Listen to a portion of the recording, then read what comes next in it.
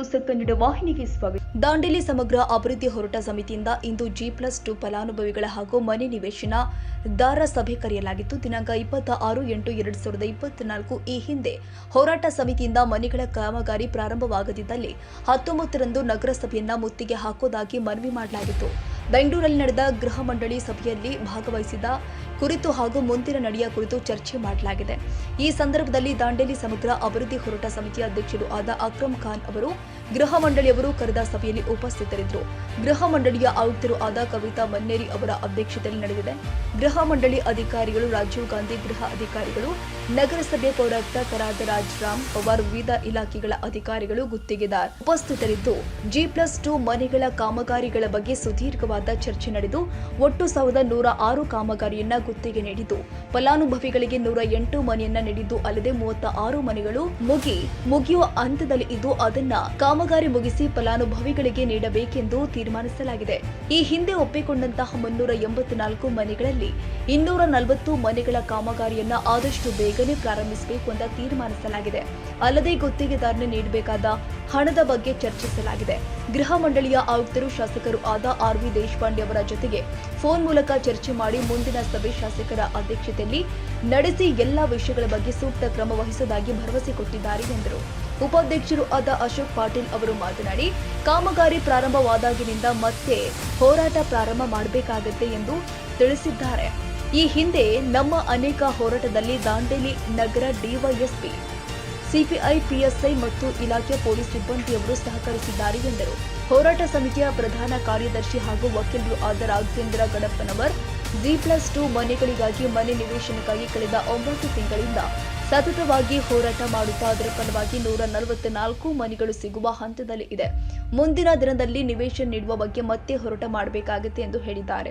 ಅಲ್ಲದೆ ನಾವು ನಡೆಸ್ತಾ ಇರುವ ಕಾನೂನುಬದ್ಧವಾದ ಅನೇಕ ಹೋರಾಟಗಳಿಗೆ ಸಹಕಾರ ನೀಡುತ್ತಾ ಬಂದ PSI ಹಾಗೂ ಸಿಪಿಐ ಭೀಮಣ್ಣ ಸೂರಿ ಮತ್ತು ಎಲ್ಲ ಪೊಲೀಸ್ ಸಿಬ್ಬಂದಿ ನಮ್ಮ ಹೋರಾಟಕ್ಕೆ ಸತತವಾಗಿ ಸಹಕಾರವನ್ನ ಮಾಡುತ್ತಾ ಬಂದಿದ್ದಾರೆ.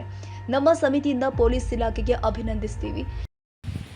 ನಾವೆಲ್ಲ ಒಂದು ಮೀಟಿಂಗ್ ಅನ್ನ ಕೂಡಿದ್ದೇವೆ. ಏನು ಒಂದು G+2 ಮನೆಗಳನ್ನು ಹಂಚಿಕೆ ಆಗಬೇಕು ಅಂತ ಹೇಳ್ಬಿಟ್ಟು ಸಾಕಷ್ಟು ಹೋರಾಟವನ್ನು ನಮ್ಮ ಹೋರಾಟ ಸಮಿತಿಯಿಂದ ಮಾಡಿದ್ದೇವೆ. ಈಗಾಗಲೇ ನಾವು ಹೋರಾಟ ಮಾಡಿದ್ದೇವೆ. ನಮ್ಮ ಹೋರಾಟದ ಮುಖಾಂತರ ನಾವು ಯಶಸ್ವಿಯನ್ನು ಕೂಡ ಆಗಿದ್ದೇವೆ. 108 ಮನೆಗಳನ್ನು ಕೊಡ್ತೇವೆ ಅಂತ ಹೇಳಿದ್ರು, 75 ಮನೆಗಳನ್ನು ಕೊಟ್ಟರು, ಸಂತೋಷ. ಆದರೆ ನಾವು ನೋಡಿದ ಹಾಗೆ ಅದು ಇದ್ದಕ್ಕಿದ್ದಾಗ ಕಟ್ಟಡ ಕಾಮಗಾರಿ ಸಂಪೂರ್ಣವಾಗಿ ಬಂದಾದ ನಂತರ ನಮ್ಮ ಅಧ್ಯಕ್ಷರು ಮತ್ತು ಎಲ್ಲರೂ ಕೂಡ್ಕೊಂಡು ನಾವು ಸಮಿತಿ ವತಿಯಿಂದ ಸಂಬಂಧಪಟ್ಟ ಅಧಿಕಾರಿಗಳಿಗೆ ಲೆಟ್ರನ್ನು ಹಾಕಿದಂಥ ಸಂದರ್ಭದಲ್ಲಿ ಅವರು ನಮಗೆ ಬೆಂಗಳೂರಿಂದ ಗೃಹ ಮಂಡಳಿಯಿಂದ ಬೆಂಗಳೂರಿಂದ ನಮಗೆ ಕರೆನೂ ಬಂತು, ನಮಗೆ ಲೆಟ್ರು ಬಂತು. ಬಂದಮೇಲೆ ಅಲ್ಲೇ ಹೋಗಿ ನಮ್ಮ ಒಂದು ಅಧ್ಯಕ್ಷರು ಹಾಜರಾದರು. ನಮ್ಮ ಒಂದು ಈ ಬಡವರಿಗಾಗಿ ಇರ್ತಕ್ಕಂಥ ಯೋಜನೆ ಕುರಿತು ನಮ್ಮ ಅಧ್ಯಕ್ಷರು ಅಲ್ಲಿ ಹೋಗಿ ಹಾಜರಾಗಿದ್ದಾರೆ ಅಂತ ಹೇಳ್ಕೊಳ್ಳೋಕ್ಕೆ ನಮಗೆ ಒಂದು ಹೆಮ್ಮೆ ಇದೆ. ಆ ನಿಮಿತ್ತವಾಗಿ ಅಲ್ಲಿ ಹಾಜರಾಗಿ ಬಂದಿದ್ದಾರೆ. ನಮ್ಮ ಪರವಾಗಿ ಎಲ್ಲ ಮಂಡನೆಯನ್ನು ಸಲ್ಲಿಸಿದ್ದಾರೆ. ಬಡವರ ದುಃಖ ಏನಿದೆ, ಇಲ್ಲಿ ಜನ ಎಂತೆಂಥ ಜನ ಅಲ್ಲಿ ಅಪ್ಲಿಕೇಶನ್ ಹಾಕಿ ಫಲಾನುಭವಿಗಳಾದರು. ಮತ್ತೊಬ್ಬರು ಮನೆಯಲ್ಲಿ ಕೆಲಸ ಮಾಡ್ತಕ್ಕಂಥವ್ರು, ಮುಂಜಾನೆ ಸಂಜೆ ಕೆಲಸ ಮಾಡ್ತಕ್ಕಂಥವ್ರು ಈಗಾಗಲೇ 3,000ವರೆಗೆ ಅವರು ಬಾಡಿಗೆಯನ್ನು ಕೊಡ್ತಾ ಇದ್ದಾರೆ. 70,000 ರೂಪಾಯಿಯನ್ನು ತುಂಬಬೇಕಾದ್ರೂ ಕೂಡ ತಮ್ಮ ಒಂದು ಬಂಗಾರ ಸಾಮಾನುಗಳನ್ನು ಮಾರಿ, ಮನೆಯಲ್ಲಿರ್ತಕ್ಕಂಥ ಸಣ್ಣಪಟ್ಟ ಸಾಮಾನುಗಳನ್ನು ಮಾರಿ ತುಂಬಿದ್ದಾರೆ ನಗರಸಭೆಯವರು. ಯಾಕಂದರೆ ನಗರಸಭೆಯವರು ಗಡವು ಹಾಕಿದ್ರು ಆ ಸಂದರ್ಭದಲ್ಲಿ, ನೀವು ತುಂಬಬೇಕು, ತುಂಬದೇ ಹೋದಂಥ ಸಂದರ್ಭದಲ್ಲಿ ಬೇರೆದವರಿಗೆ ನಾವು ಕೊಡ್ತೀವಿ ಅಂತ ಹೇಳ್ತಾರೆ. ಆ ನಿಮಿತ್ತವಾಗಿ ನಾವು ಕೂಡ ನಮ್ಮ ಫಲಾನುಭವಿಗಳಿಗೆ ಹೇಳಿದ್ವಿ, ಹೆಂಗಾದರೂ ಮಾಡಿ ನೀವು ಇರ್ತಕ್ಕಂಥ ಬಂಗಾರ ಸಾಮಾನಾದರೂ ಮಾರಿ ಆದರೂ ನೀವು ತುಂಬಬೇಕು ಅಂತ ಹೇಳ್ಬಿಟ್ಟು ಹೇಳಿದ್ವಿ. ಆ ಪಾಪ ಅವರೆಲ್ಲ ತುಂಬಿದ್ದಾರೆ, ನಮಗೆ ಒಳ್ಳೆಯದಾಯಿತು. ಆದರೆ ಮೊನ್ನೆ ನಡೆದಿರ್ತಕ್ಕಂಥ ಒಂದೇನು ಬೆಂಗಳೂರಲ್ಲಿ ಮೀಟಿಂಗ್ ನಡೀತು, ಅದರಲ್ಲೇ ಕೂಡ ಮುಂದಿನ ಕಾರ್ಯಕ್ರಮಗಳನ್ನು ಮಾಡ್ತೀವಿ ಅಂತ ಹೇಳಿದ್ದಾರೆ. ನಮ್ಮ ಹೋರಾಟದ ಪ್ರತಿಫಲವಾಗಿ ಇವತ್ತಿನ ದಿವಸ ಮುಂದಿನ ಕಾರ್ಯಕ್ರಮ ನಡೀತಾ ಇದೆ. ಭಾಳಷ್ಟು ಜನ ಇಷ್ಟಕ್ಕೆ ಮುಗೀತು ಅಂತ ಹೇಳ್ಬಿಟ್ಟು ಕೈ ಸುತ್ತಿದ್ರು. ನಾವು ಬಿಡೋರೆಲ್ಲ ಅಂತ ಹೇಳಿದ್ವಿ. ಅವತ್ತಿನ ದಿವಸ ನಾವು ಹೇಳ್ತಾ ಇದ್ದೇವೆ, ಕಡೆಯ ವ್ಯಕ್ತಿಗೆ ಮನೆ ಕೊಡಿಸುವವರೆಗೂ ಕೂಡ ನಾವು ಬಿಡುವುದಿಲ್ಲ ಅಂತ ಹೇಳಿದೆವು. ಆದರೆ ಆ ಮಾತು ಸತ್ಯ, 100ಕ್ಕೆ 100 ಸತ್ಯ. ಕಡೆ ವ್ಯಕ್ತಿಗೂ ಕೂಡ ಏನು 1100 ಜನ ಫಲಾನುಭವಿ ಇದ್ದಾರೆ. ಈಗ 845 ಜನ ಫಲಾನುಭವಿಗಳೇನು ಅರ್ಹರಾಗಿದ್ದಾರೆ. ಆ ಎಲ್ಲರಿಗೂ ಕೂಡ ಕಡೆ ವ್ಯಕ್ತಿಗೂ ಕೂಡ ಮನೆ ಸಿಗುವವರೆಗೂ ನಾವು ಬಿಡುವಂಥವ್ರಲ್ಲ, ಅದು ಸ್ಪಷ್ಟವಾಗಿ. ಆದರೆ ಈಗೇನು ಹೋರಾಟ ಆಯ್ತಲ್ಲ, ಹೋರಾಟದ ಪ್ರತಿಫಲವಾಗಿ 100 ಮನೆಗಳು ಸಿಕ್ಕು ನಮಗೆ. ಸಿಕ್ಕಂಥ ಸಂದರ್ಭದಲ್ಲಿ ನಗರಸಭೆಯ ಒಂದು ಪೌರಾಯುಕ್ತರು ಕೂಡ ನಮಗೆ ಸಪೋರ್ಟ್ ಮಾಡಿದ್ದಾರೆ.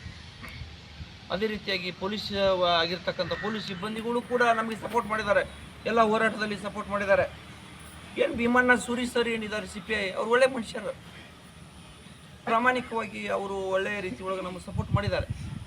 ಅವರು ತಮ್ಮ ಒಂದು ಗರ್ವ ಇಲ್ಲ ಅವರಲ್ಲಿ, ನಾನು CPI ಇದ್ದೇನೆ ಅಂತ ಹೇಳ್ಬಿಟ್ಟು ಗರ್ವ ಇಲ್ಲ. ಅವರು ಬಂದು ಎಷ್ಟು ತನಕ ನಿಂತು ನಮ್ಮ ಒಂದು ಸಭೆ ಮುಗಿಯುವವರೆಗೂ ಕೂಡ ನಮ್ಗೆ ರಕ್ಷಣೆ ಕೊಟ್ಟು ಹೋಗಿದ್ದಾರೆ. ಅವ್ರಿಗೂ ಕೂಡ ನಾವು ನಮ್ಮೆಲ್ಲರ ವತಿಯಿಂದ ನಾವು ಅವ್ರಿಗೆ ಧನ್ಯವಾದಗಳನ್ನು ಸಲ್ಲಿಸ್ತೀವಿ.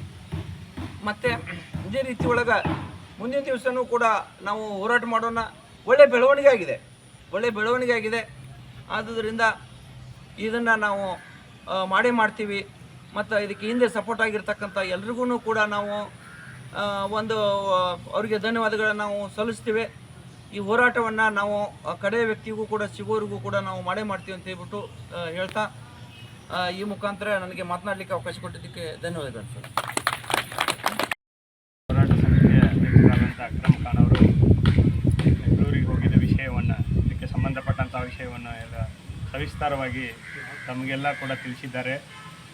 ಈ ಸಂದರ್ಭದಲ್ಲಿ ತಮಗೆ ಫಲಾನುಭವಿಗಳಿಗೆ ಹೇಳೋದಿಷ್ಟೇ, ಈಗ ಮುಂದಿನ ಒಂದು ಏನು G+ 384 ಮನೆಗಳನ್ನು ಶೀಘ್ರದಲ್ಲಿ ರೆಡಿ ಮಾಡಿಕೊಡ್ತೇವೆ ಅನ್ನುವಂಥ ಒಂದು ಆಶ್ವಾಸನೆಯನ್ನು ಎಲ್ಲ ಸಂಬಂಧಪಟ್ಟ ಅಧಿಕಾರಿಗಳು, ಕಾಂಟ್ರಾಕ್ಟರು ಇವ್ರ ಮುಂದೆ ಮಾತಾಡಿ ಎಲ್ಲ ಒಂದು ನಿರ್ಣಯಕ್ಕೆ ಬಂದಿದ್ದಾರೆ. ಒಳ್ಳೆಯ ಬೆಳವಣಿಗೆ.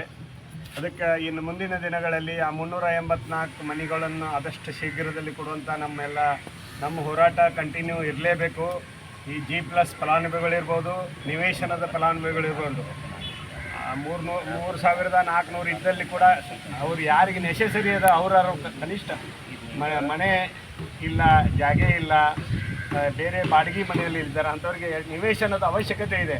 ಅಂಥವರು ನಿವೇಶನ ಸಲುವಾಗಿ ಈ ಒಂದು ನಮ್ಮ ಹೋರಾಟದಲ್ಲಿ ಭಾಗವಹಿಸಿ ತಮಗೆ ನಿವೇಶನ ಸಿಗುವಂತೆ ನಮ್ಮ ಹೋರಾಟಕ್ಕೆ ಬೆಂಬಲವನ್ನು ಕೊಟ್ಟರೆ ನಾವು ಕೂಡ ಆ ಒಂದು ನಿವೇಶನ ಪಡೀಲಿಕ್ಕೆ ಏನು ಮಾಡಬೇಕು ಹೋರಾಟವನ್ನು ಮಾಡ್ತೀವಿ.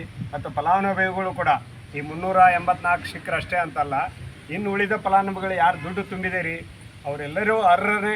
ಯಾರು ಅದಕ್ಕೆ ದುಡ್ಡನ್ನು ತುಂಬಿದ್ದೀರಿ, ಯಾರು ಅಪ್ಲಿಕೇಶನ್ ಹಾಕಿದ್ದೀರಿ, ಅವ್ರದ್ದು ಯಾರು ಈಗಾಗಲೇ ದುಡ್ಡು ತೊಗೊಂಡು ಕೊಡ್ತೇವಂತ ಹೇಳಿ ಇದನ್ನು ಮಾಡಿದ್ದಾರೆ, ಅವ್ರಿಗೆಲ್ಲ ಸಿಗುವಂಥ ಪ್ರಾಮಾಣಿಕ ಪ್ರಯತ್ನವನ್ನು ಸಮಗ್ರ ಹೋರಾಟ ಸಮಿತಿ ಮಾಡ್ತದೆ. ಅದಕ್ಕೆ ತಾವೆಲ್ಲ ಕೂಡ ಕನಿಷ್ಠ ಅಂದ್ರೆ 400-500 ಜನ ಈ ಹೋರಾಟಕ್ಕೆ, ನಿವೇಶನದವರು ಒಂದು 400-500 ಜನ, ನಮ್ಮ ಫಲಾನುಭವಿಗಳು G+ ಫಲಾನುಭವಿಗಳು ಒಂದು 400-500 ಜನ, 1,000 ಮಂದಿ ಮೈದಾನಕ್ಕೆ ಇಳಿದ್ರೆ ಒಂದು ನಮ್ಮ ಹೋರಾಟ ಗುರಿ ತಲುಪುವಲ್ಲಿ ನಾವು ಯಶಸ್ವಿ ಆಗ್ತೀವಿ ಅನ್ನುವಂಥ ಮಾತನ್ನು ಈ ಸಂದರ್ಭದಲ್ಲಿ ಹೇಳಿ, ಇನ್ನು ಮುಂದಿನ ಹೋರಾಟಕ್ಕೆ ತಾವೆಲ್ಲ ಕರೆದಾಗ ಬಂದು ಮುಂದಿನ ಹೋರಾಟಕ್ಕೆ ಅಣಿಯ ಆಗಬೇಕು ಅನ್ನುವಂಥ ಮಾತನ್ನು ಹೇಳಿ, ಈಗಾಗಲೇ ಅವರು ಹೇಳಿದಂಗೆ ನಾವು ಯಾವಾಗ ಹೋರಾಟ ಚಾಲೂ ಮಾಡಿದ್ದೇವೆ ಅವಾಗಿನಿಂದ ಪೊಲೀಸ್ ಡಿಪಾರ್ಟ್ಮೆಂಟ್ ಎಲ್ಲ ಅಧಿಕಾರಿಗಳು, ಸಿಬ್ಬಂದಿಗಳು ನಮಗೆ ಒಳ್ಳೆಯ ಸಹಕಾರವನ್ನು ಕೊಟ್ಟಿದ್ದಾರೆ. ಅವರು ಕೂಡ ಎಲ್ಲ ರೀತಿಯಿಂದ ನಮಗೆ ಸಹಕಾರ ಕೊಟ್ಟದಕ್ಕೆ ಅವರಿಗೆ ನಾನು ಕೂಡ ಸಮಗ್ರ ಹೋರಾಟ ಸಮಿತಿ ವತಿಯಿಂದ ಧನ್ಯವಾದಗಳನ್ನು ಹೇಳ್ತೀನಿ. ಅದೇ ರೀತಿಯಾಗಿ ಇದಕ್ಕೆ ಸಂಬಂಧಪಟ್ಟಂಥ ಅಧಿಕಾರಿಗಳು ಕೂಡ ಅವರು ಕೂಡ ಎಲ್ಲ ಸಹಕಾರ ಕೊಟ್ಟಿದ್ದಾರೆ ಇಲ್ಲಿವರೆಗೂ. ಇನ್ನು ಮುಂದೂ ಕೂಡ ಇದೇ ರೀತಿ ಸಹಕರಿಸಿ ಆದಷ್ಟು ಬೇಗನೆ ಕೆಲಸ ಆಗುವ ರೀತಿಯಲ್ಲಿ ಸಹಕರಿಸಲಿ ಅಂತ ಹೇಳಿ ಈ ಸಂದರ್ಭದಲ್ಲಿ ನಾನು ಈ ಸಂದರ್ಭದಲ್ಲಿ ಸಮಿತಿಯ ಪದಾಧಿಕಾರಿಗಳು ಆದ ಮುಜೀಬಾ ಚೆಬ್ಬಿ, ಶ್ಯಾಮ್ ಬೆಂಗಳೂರು, ಮೊಹಮ್ಮದ್ ಗೌಸ್ ಬೆಟ್ಟಿಗೇರಿ, ಶಿವಾನಂದ ಮುರುಗೋಡ, ಸಹಜಾದಿ ಕಲ್ಸಾಪುರ್, ದತ್ತಾತ್ರೇಯ ಹೆಗಡೇಕರ್, ಫಾರೂಕ್ ಶೇಖ್ ಅನೇಕ ಹೋರಾಟಗಾರರು ಭಾಗಿಯಾಗಿದ್ದರು. ತಾಜಾ ಸುದ್ದಿಗಾಗಿ MTV ನ್ಯೂಸ್ 24/7ಗೆ ಸಬ್ಸ್ಕ್ರೈಬ್ ಮಾಡಿ ಮತ್ತು ಬೆಲ್ ಐಕಾನ್ ಅನ್ನು ಒತ್ತಿ. ತಪ್ಪದೇ ಲಿಂಕ್ ಶೇರ್ ಮಾಡಿ.